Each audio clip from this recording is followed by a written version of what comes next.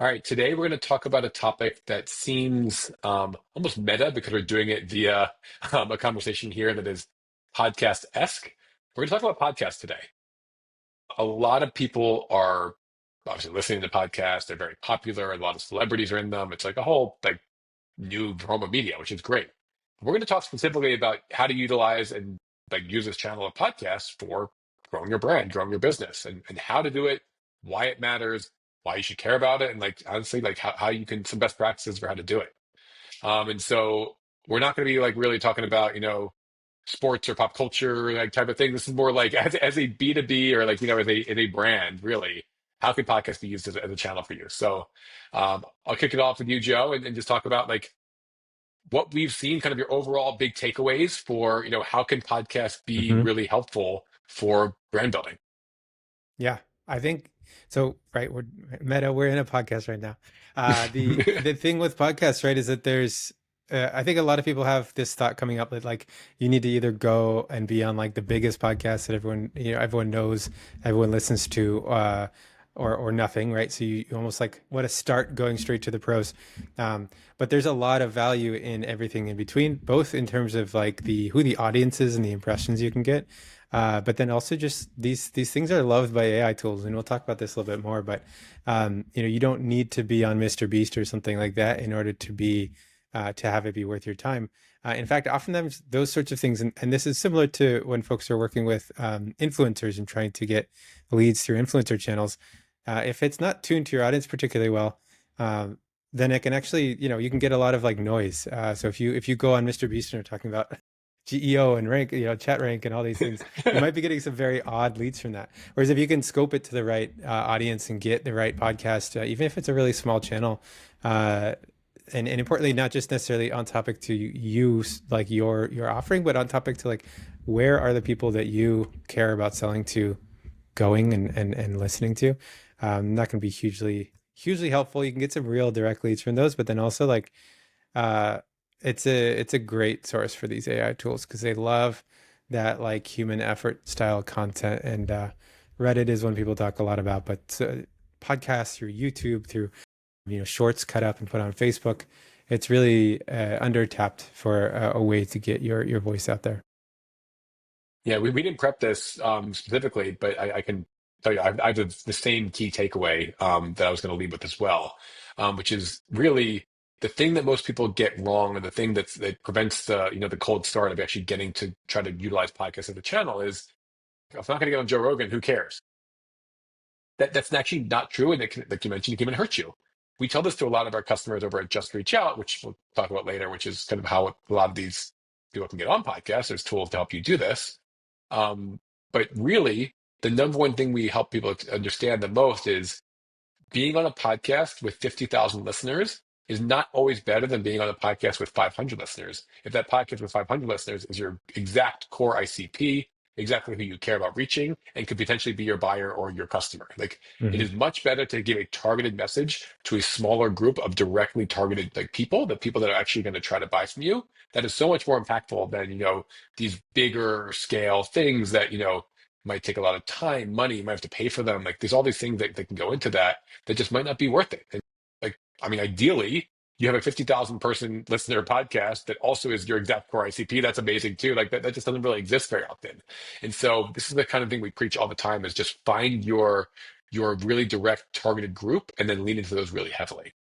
Now, you mentioned we're going to get into like why these really matter from an AI visibility perspective. We'll save that for later in the episode. But I think realistically, what I always try to help people understand is that podcast can be used as a channel, and it does not need to take 100% of your time, but it needs to take like some of your time to be really thoughtful and curated about how you're going to do that to approach the channel. Does that make sense?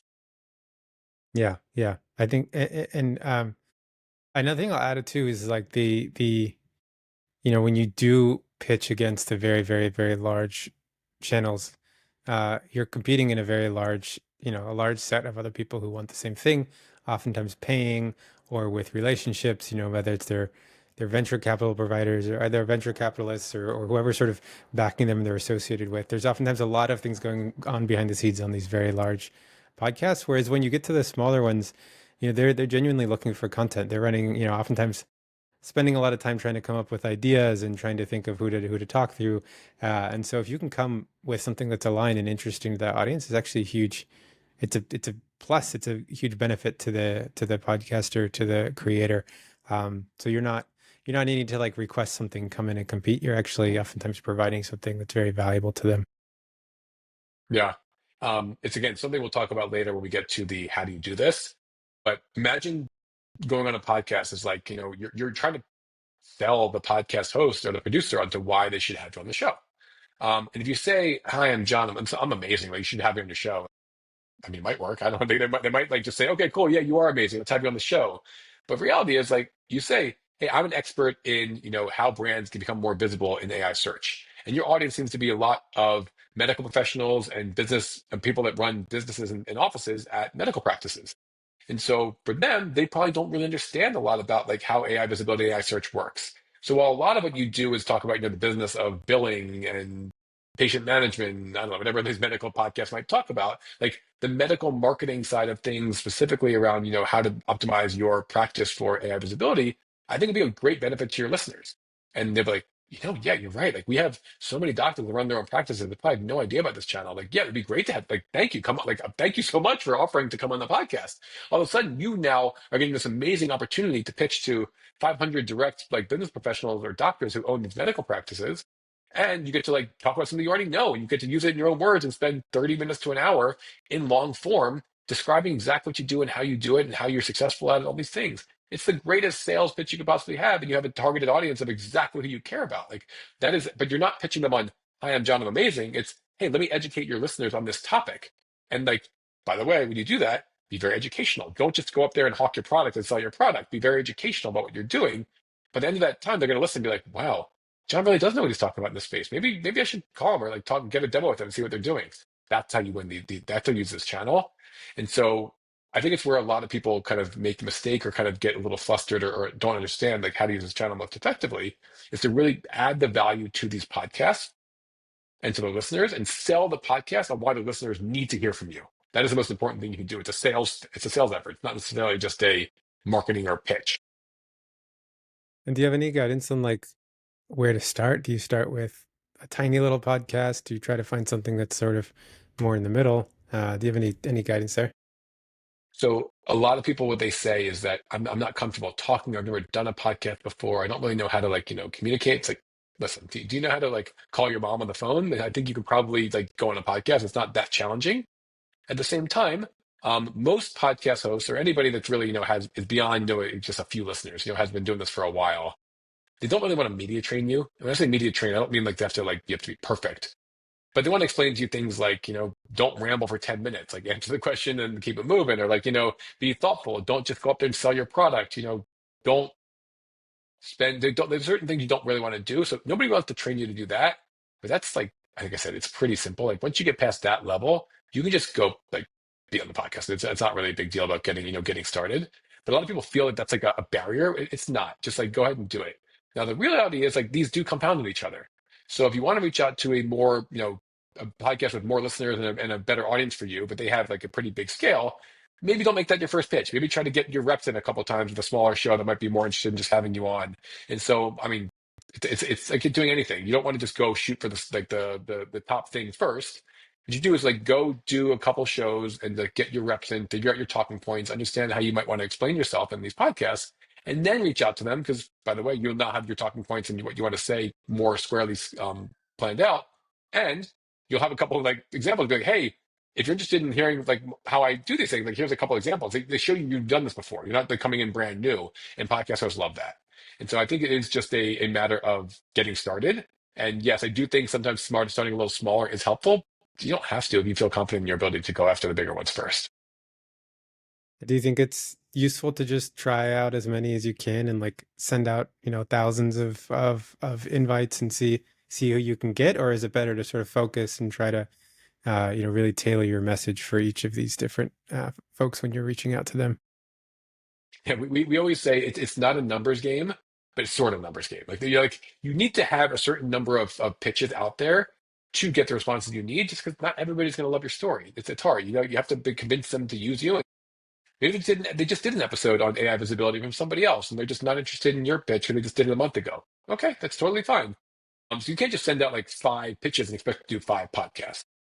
At a certain point, there is a numbers game of, if you want to do 5 to 10 podcasts, send out, I don't know, 50 to 100 pitches, whatever. I don't know what the numbers are. It's not exactly like linear like that. If your message is really good and what you're saying lands and your message will be really receptive from the audience, then you don't send out 5 and get 5. Like, it's really that really depends on your message and what you're saying.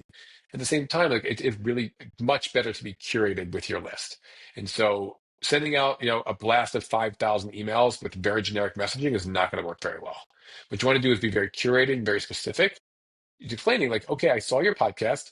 I see that you have these kinds of people on it. I saw you did an episode with somebody that I actually respect and really like, and you've like done your homework to figure that out and actually know more about the podcast. You've listened to some episodes, maybe you kind of just you've done your little bit of research. Explaining that to them, hey, like, listen, I'll be honest. I stumbled upon your podcast. I didn't really know too much about it, but I saw you had like Susie on last week. Susie, I respect her greatly. She was like an amazing person, and I really like respect what she's doing. I'd love to come on and kind of inform your audience about something similar. Like she was talking about, paid ads. I'd love to talk about, organic strategy. Would you be interested in having me on? Like that level of like conversation and like, commitment to being more of like a person, a human that's going to come in here and like help your audience and explain why, that you tends to do much better. Makes sense. Um, And so I yeah, think in general, when we're thinking about, how do these podcasts really move the needle for these brands, it's twofold. It really is practicing and selling and getting your message out there that really matters to explain what your brand does, what you're trying to explain to this audience, and how you can grow your leads from it. You want to get more sales and more customers and more users from this channel. It's not just for fun. So there's like a certain element of being able to find the right podcasts, get into those like shows, like record those episodes with really thoughtful ideas and things you want to be talking about in those episodes that kind of like align to your brand, and make sure whoever listens to that episode says, you know what?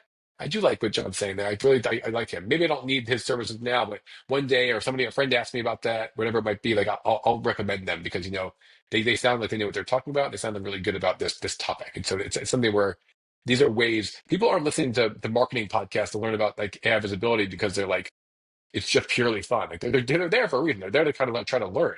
And so this is really, you should be expecting to teach your audience something when you're doing these shows.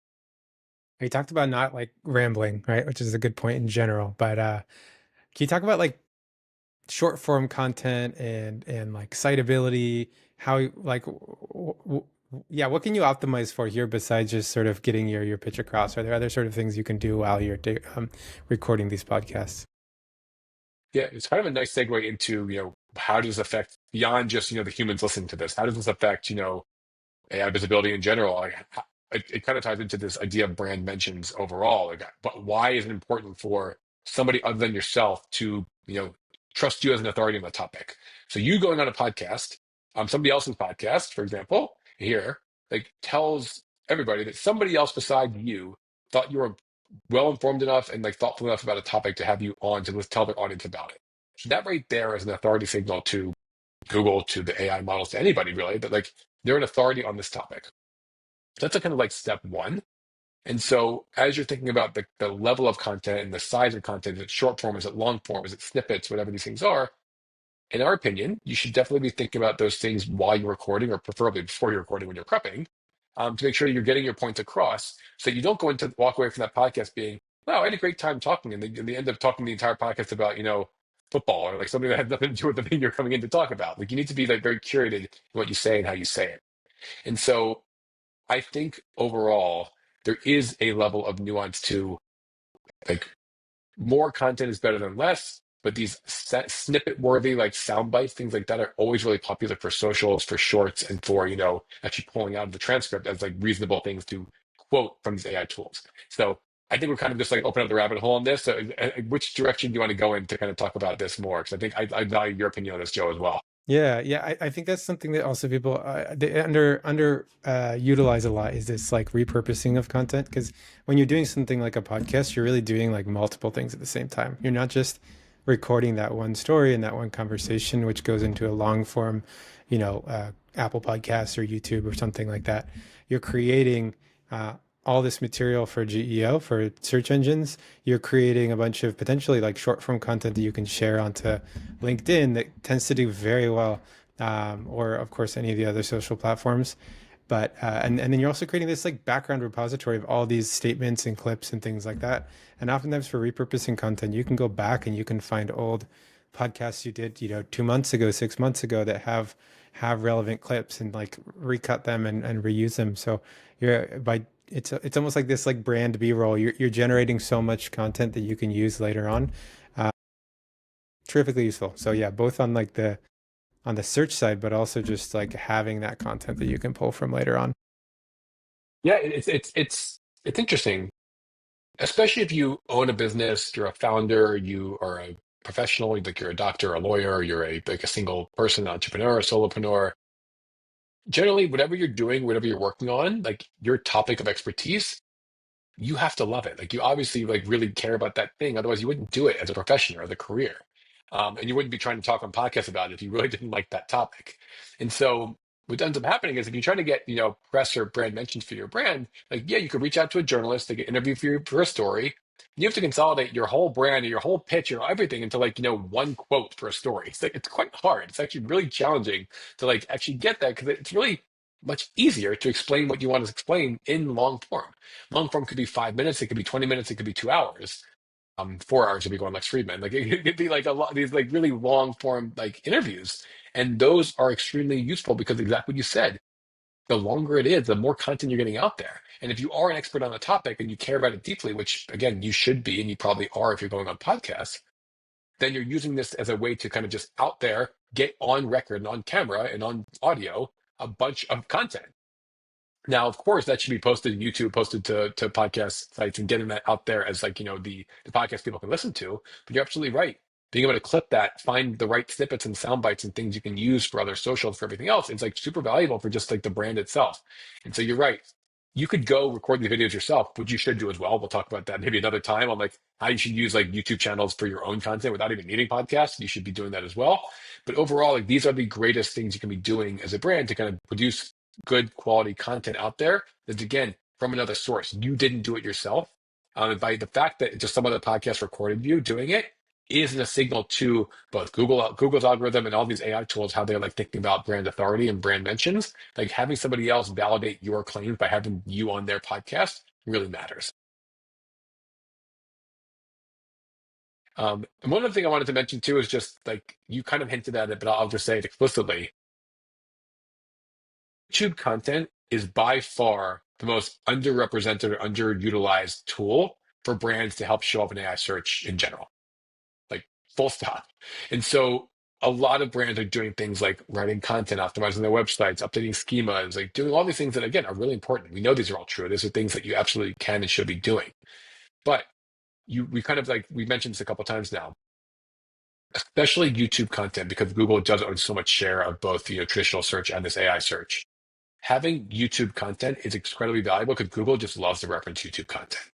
How that works, we'll talk about in a second. I'd love to pick your brain on that, Joe, in a second about like how you actually like Google does utilize YouTube and how they use this into their models and everything else. But overall, like just having that out there in YouTube ecosystem and having that available for Google to call against for answers is so valuable for the brand. And you don't need 6 million views on your videos, on your podcast video. You need like zero, really, seven. I don't, it doesn't matter. The number of views does not really correlate ever with how often they're cited. What AI is looking for is the best information. And if you're an expert on a topic and you've talked about it yourself, but now you're on somebody else's podcast explaining it to their audience in their way to this external brand mention, Google loves that. Like YouTube loves that, picking up on that, and they'll utilize that content incredibly like effectively. So, like to reiterate, YouTube content specifically, but especially when done from like somebody else besides yourself, aka like a podcast, is the most undervalued asset you can have when it comes to AI visibility. Yeah, and this is perhaps a little bit outside of the realm of podcasts, but YouTube itself is also a very important research tool that people use when they're trying to learn new topics, learn how to use things, trying to understand, getting reviews. And so having your voice represented, if people are looking at your brand, looking at how to do something that is like a key customer need from your users, those are directly finding those videos as well as just like kind of being close algorithmically, so you're showing up in their feeds is hugely valuable, especially as Google's rolling out more AI features directly in YouTube. So it's really YouTube in and of itself is a very valuable pursuit there. And then yeah, of course, we're showing YouTube videos in the previews and in Google AI overviews very, very heavily. And just Google in general is like always heavily supporting and promoting YouTube based content. Amazing. Can I dive in on that for a little bit? Yep.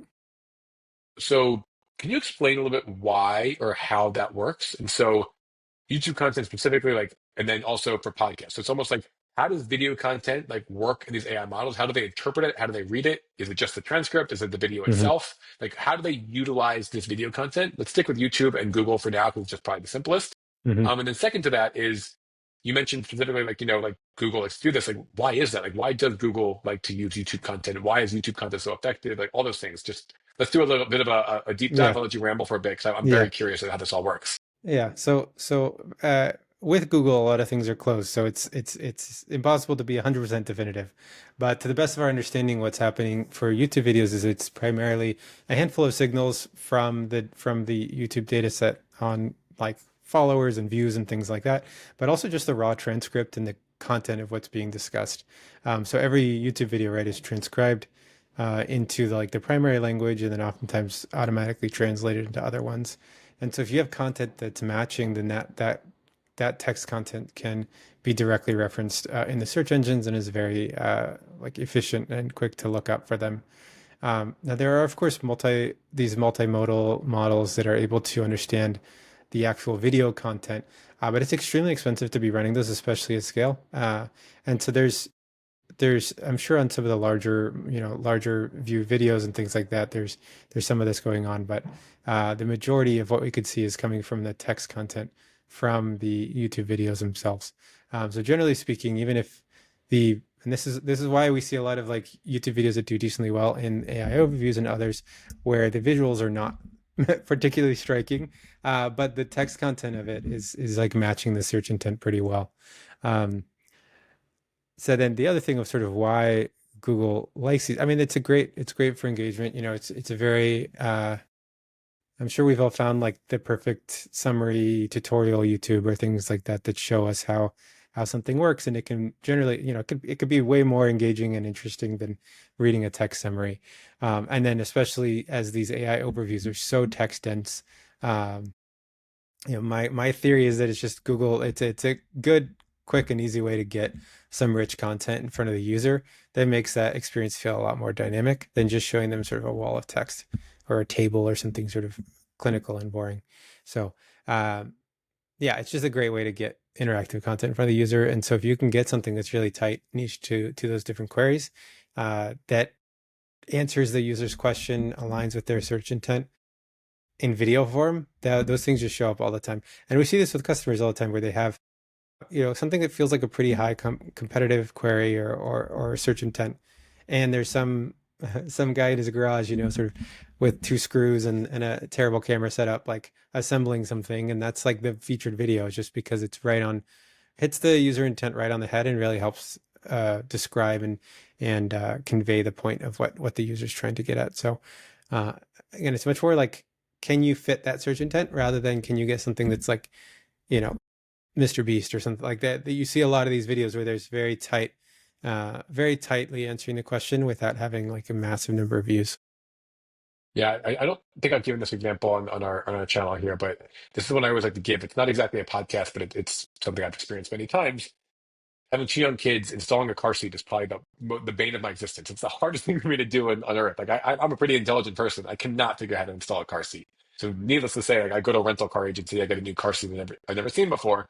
I Google like how do you like install this car seat, and it almost never when I go to like Gemini or YouTube, like do I get in the AI answer the manufacturer's like Hmm. video that they created about how to install a car seat. I never get that. I would get some like mom in California that this is how to do it. And I never really understood that until you dive into actually how this works, and you realize, well, what did that mom in California do? She explained, I'm a mom and I've got a bunch of kids, and this is like so like all of a sudden did your AI memories know that you like can relate to this person's video because like they Hmm. said this in their transcript and they know this. And they also say like, hey, like, I know you're frustrated by this, like they're picking up on things I probably typed into my message. Like they know that this is like a video that's very much for parents frustrated by this car seat, and they need to like, and here's like exactly what to do, and they tell you about all like the ways that it doesn't work. And again, the manufacturer would never show you the ways that it failed. They'd only show like, hey, it's so easy, and then just the quick little like walkthrough. But she's going to show you all the reasons, all the ways you might have done it wrong to show you how you can do it right. Like that video is low quality, like not like very like production, like the production value of that is like basically zero. It's just some like person in the garage, but that video is so much better for me and so much more effective for me than like the manufacturer's video. And this is why we always say like in traditional search, the manufacturer's video is probably the number one result. It's probably like that's the first thing you get is the manufacturer's video. Whereas in AI search, even via Google Gemini, via their same like their product, the first result is going to be that mom in California with a lo-fi video recording how she put the car seat in, because that just is more effective. It's a better video for me. And so that is how this really works in general. Like the AI is going to read the transcript, understand like what they're saying and understand like what they're doing, and then recommend a video based on like, which will be most helpful. And they know for me, that video is much more helpful and they recommend that video. And for most people, that's going to be true. The same thing applies to podcasts. And so when you think about how do YouTube videos get utilized, like you just described really nicely, Joe, way that these podcast interviews are being utilized is what are you saying? Is it relevant and like does it resonate with the things I'm searching for or asking about? So if I were to go on a podcast and talk about AI visibility and just talk like just in platitudes about what it is, what it does, and things like that's not going to be very good. But if I give customer examples, very specific things that like I've seen work and not work, those types of stories and anecdotes will work so much better in a transcript for somebody like searching or like looking for value in these things than just like, me giving fluffy language about how this is an important channel and we really care about it and you should care about it too. It's just not going to do as well. So the value of what you're saying matters way more than how many likes or clicks the video gets. So, how do you think about like we talked about these tutorials and all these other sorts of videos? How do you think about if you're going to put your time and effort into it, would it be better to spend your time getting on podcasts or sort of building maybe educational videos or sort of overviews of like how to use this type of product or how to get ranked in AI search or how to get on a podcast or those sorts of videos? So what we tell our customers is do both. It really is. It really needs to be both because first of all, the branded YouTube content that you have from your own brand, there's nobody stopping you. Like there's nobody besides yourself stopping you from doing that. So just make it a habit once a week, once a month, once a day, whatever you feel comfortable with. Get in front of your camera and record yourself talking about something, like explaining something, talking about a customer story, educating people. Those videos will add up over time, and as long as they're interesting, novel, and like unique and value additive, that content will do well. If you're just saying nonsense and not doing anything, giving anything of value, then maybe not. But like if you're just actually spending the time to be thoughtful about what you're saying and kind of put that out there as video content, it's great.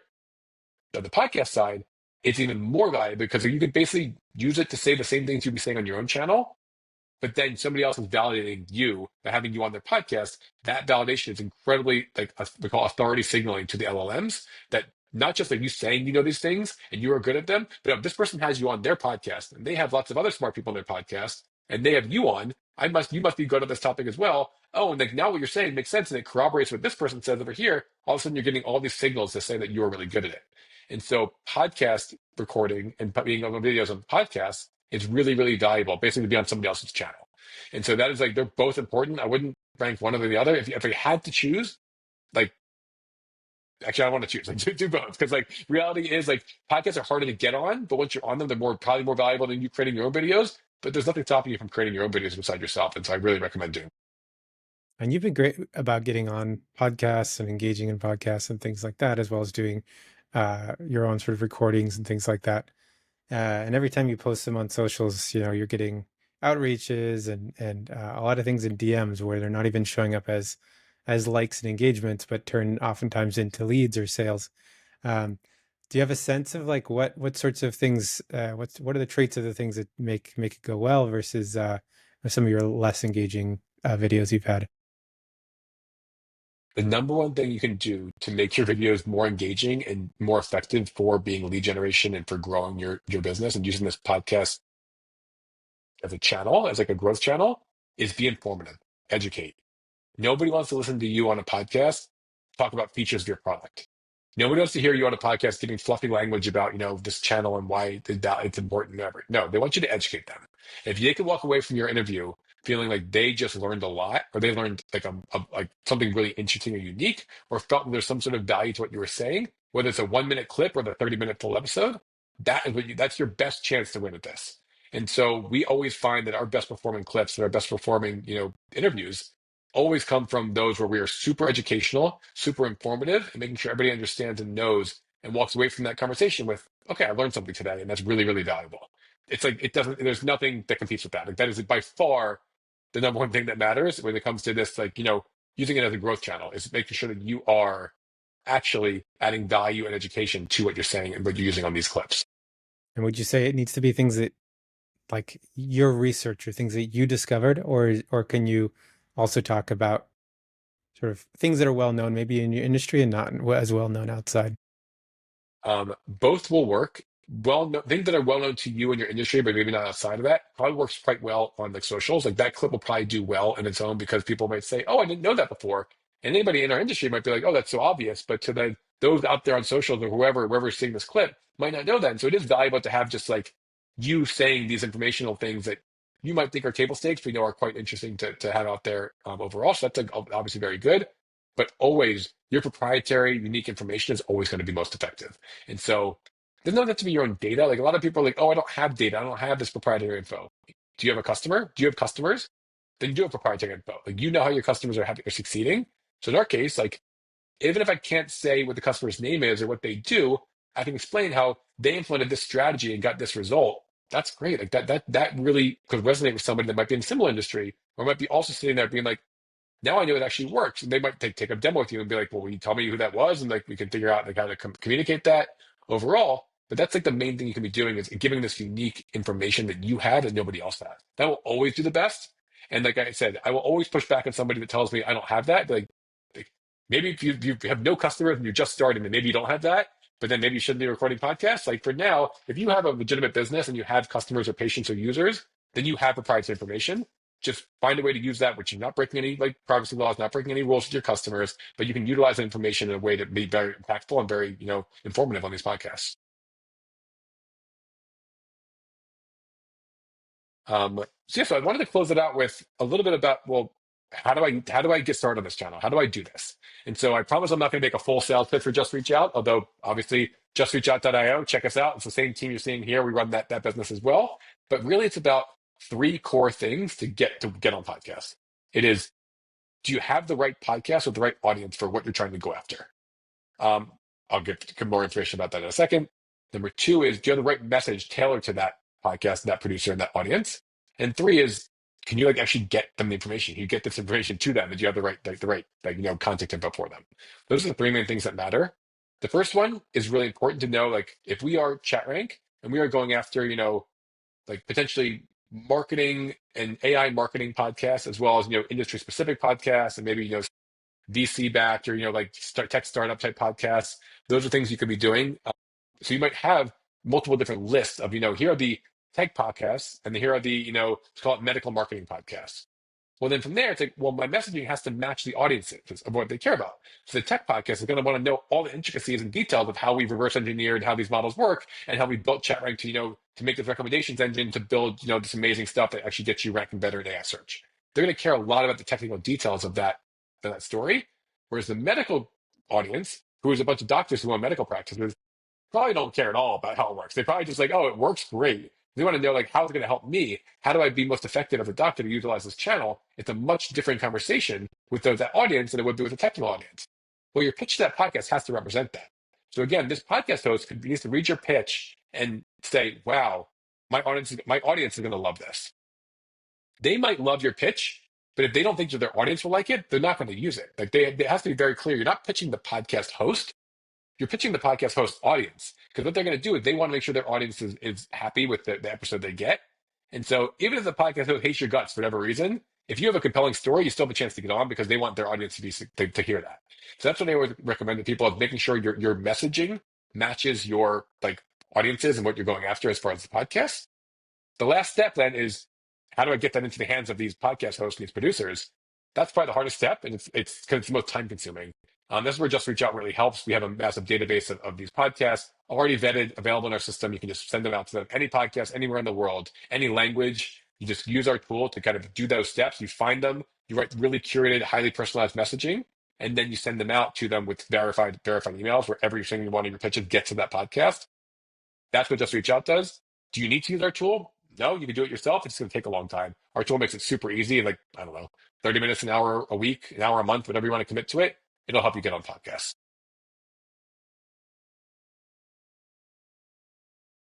All right, Joe. So any closing thoughts or anything you wanted to share as we're finishing up here? I think with podcasts, it's just one of those things just to get your feet in there. Start trying out one by one. Start with a small podcast where you're not you're not too worried if you stumble or sort of don't say the right things, and then keep going from there. But over time, you start to pick up the traits and how to do it. And it's a great place to start building that sort of catalog of brand collateral and information. So just the takeaway is just to get out there and do it.